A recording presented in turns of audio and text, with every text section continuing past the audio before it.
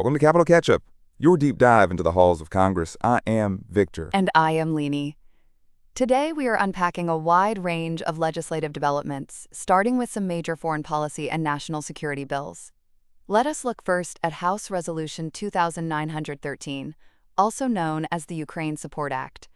Victor, this is a comprehensive bill that addresses the ongoing conflict with the Russian Federation. That is right, Laney.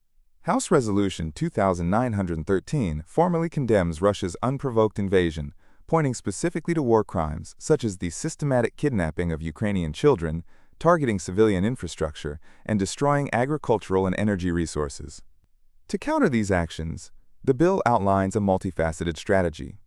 It authorizes expanded security assistance, establishes a special coordinator for Ukrainian reconstruction, and creates an Insurance for Ukraine initiative to help bolster their economic recovery and trade.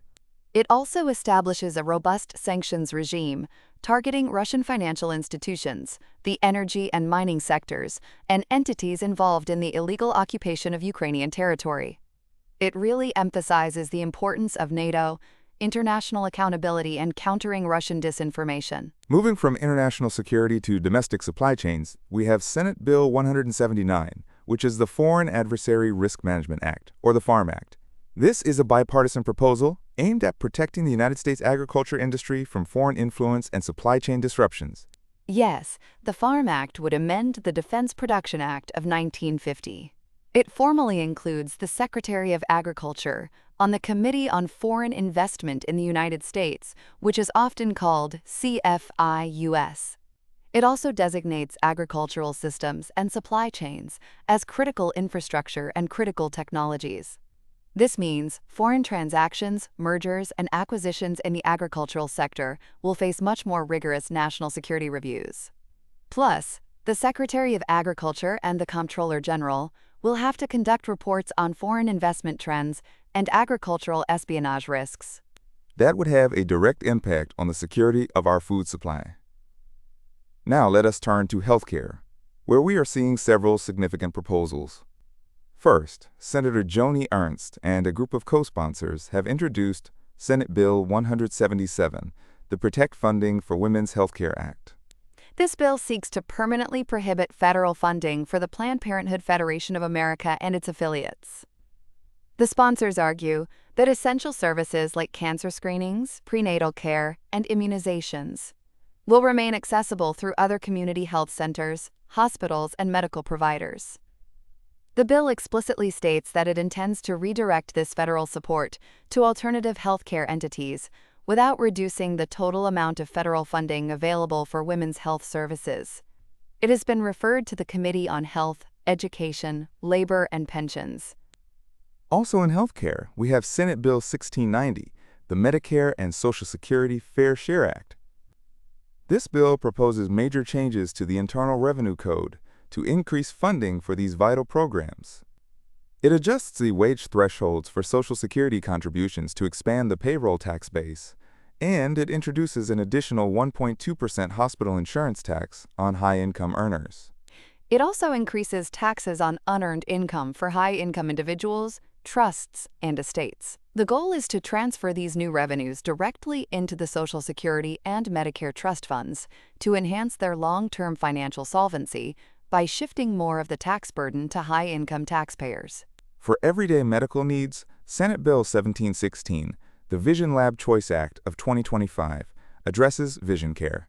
It prohibits health insurance plans from restricting an optometrist's choice of laboratories or material suppliers, which aims to increase competition and provider autonomy. It also limits provider agreements to 2-year terms, meaning any extension requires the doctor's explicit consent. And for prescription drugs, Senate Bill 1414, the Expedited Access to Biosimilars Act, aims to speed up market access for biosimilar biological products. It does this by removing the automatic requirement for clinical studies to assess immunogenicity, pharmacodynamics, or comparative clinical efficacy during the licensure process. However, the Secretary of Health and Human Services can still require these assessments if they provide a formal, written justification to the applicant. Let us shift focus to our military personnel and veterans. Senate Bill 2006, called the Fit to Serve Act, seeks to amend Title 10 of the United States Code to prohibit discrimination in the armed forces based on gender identity. It legally protects service members from being denied service, re-enlistment, or medical care, and prevents involuntary separation based on gender identity or a diagnosis of gender dysphoria. Related to that is Senate Bill 3691, the Commission on Equity and Reconciliation in the Uniformed Services Act. This would establish a 15-member commission to investigate the historical and ongoing impacts of discriminatory policies regarding sexual orientation and gender identity in the military since World War II. They will gather testimony, analyze how these policies affected mental health, careers, benefits, and force readiness, and submit a report within 1 year recommending remedies like formal apologies, compensation, or discharge upgrades. We also have Senate Bill 2195, the World War II Nurses Congressional Gold Medal Act. This honors the women who served in the United States Army Nurse Corps and Navy Nurse Corps during World War II. These nurses faced incredible dangers, including enemy fire and captivity, and achieved a survival rate of over 96% for wounded soldiers, despite facing unequal pay and systemic discrimination. The medal would be housed at the Smithsonian. For veterans transitioning back to civilian life, Senate Bill 1537, the Veterans Transition to Trucking Act of 2025, was introduced by Senators Blumenthal and Cassidy. It authorizes the Secretary of Veterans Affairs to approve interstate commerce carrier apprenticeship programs, making it much easier for veterans to use their educational assistance benefits for professional trucking training. Now let us talk about safety and education. Senate Bill 726, known as Ethan's Law, would require the safe storage of firearms in residential settings to prevent unauthorized access by minors or prohibited individuals. It establishes federal penalties for failing to secure firearms and provides grants to encourage states and tribes to adopt similar laws. It also states that failing to store firearms safely should constitute legal negligence. In higher education, Senate Bill 3589, the RISE Act, is a bipartisan bill to help college students with disabilities. It requires colleges to accept existing documentation, like high school individualized education programs or 504 plans, as proof of disability for academic accommodations.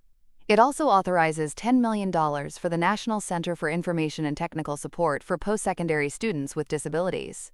For college athletes, Senate Bill 3378, the Hustle Act, establishes tax-exempt investment accounts for student athletes to manage their name, image, and likeness, or NIL, income.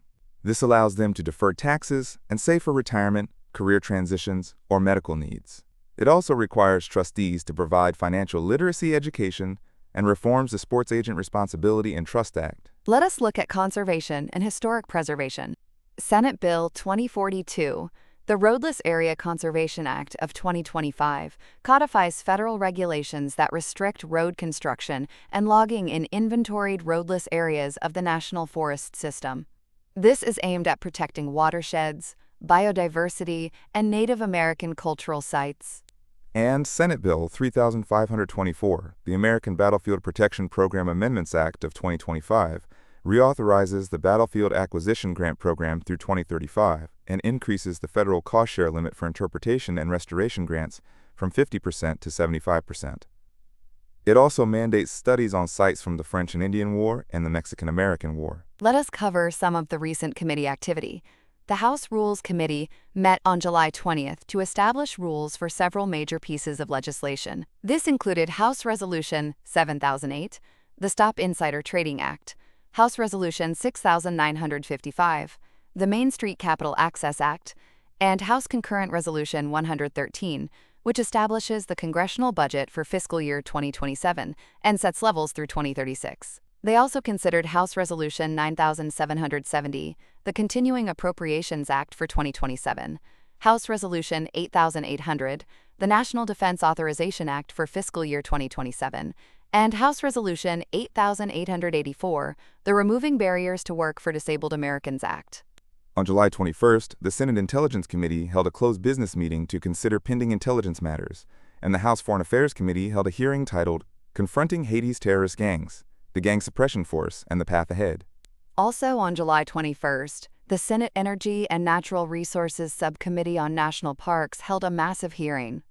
They examined dozens of bills, including Senate Bill 1674 to modify the Mammoth Cave National Park boundary, Senate Bill 2887 to designate the Route 66 National Historic Trail, and Senate Bill 3131, which would add the names of the lost crew members of the USS Frankie Evans who were killed on June 3, 1969, to the Vietnam Veterans Memorial Wall.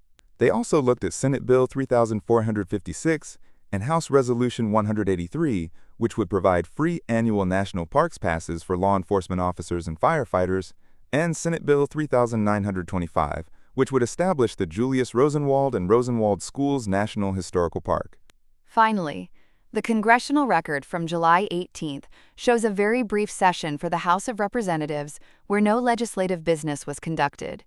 However, it did include administrative disclosures of foreign travel expenditures by members and staff to countries like Singapore, South Korea, Finland, Sweden, Lithuania, Morocco, Ghana, and Portugal during the second quarter of 2026.